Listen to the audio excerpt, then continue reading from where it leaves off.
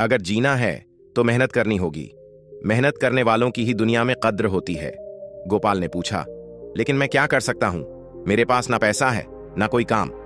कुल्ली मुस्कुराया और बोला, तुम मेरे जैसा कुल्ली का काम क्यों नहीं करते? यहां हर कोई अपनी किस्मत खुद बनाता है। भगवान भी उसी की मदद करता है जो खुद अपनी मदद करता है। कुल्ली की बात सुनकर गोपाल ने अगले दिन से स्टेशन पर कुल्ली का काम शुरू कर दिया। वह यात्रियों का सामान उठाता और बदले में पैसे कमाता। ठंड और भूख अब भी थी, लेकिन अब उसके हौसले मजबूत हो चुके थे। एक दिन एक ट्रेन से एक सम्मानित व्यापारी उतरा। सफेद धोती कुर्ता पहने वह बहुत सादगी भरा व्यक्ति लग रहा था। गोपाल दौड़कर उसके पास गया और बोला, साहब, आपका सामान उठा दूं? व्यापारी ने उसे देखा और कहा, तुम इतने छोटे हो, यह काम क्यों करते हो? तुम्हारी उम्र तो खेलने कूदने की है।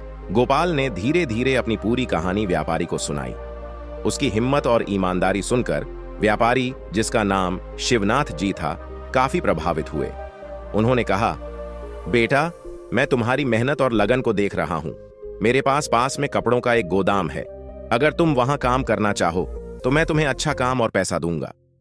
शिवनाथ जी की बात सुनकर गोपाल की आंखों में आंसू आ गए।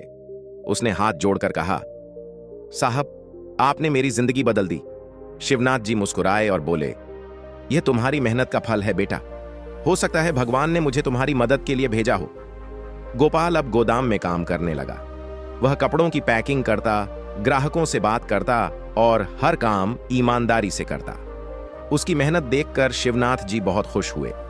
कुछ ही सालों में गोपाल ने गोदाम के हर काम में महारत हासिल कर ली। जब गोपाल 25 साल का हुआ तो शिवनाथ जी, जो अब 60 साल के हो चुके थे, ने एक दिन उससे कहा, बेटा, अब तुम सब कुछ सीख गए हो। अब समय आ गया है कि तुम अपना खुद का व्यापार शुरू करो। मैं तुम्हारी मदद करूंगा। शिवनाथ जी की मदद से गोपाल ने एक छोटी सी दुकान खोली। अपनी मेहनत और ईमानदारी के बल पर उसने अपनी दुकान को सफल बना दिया।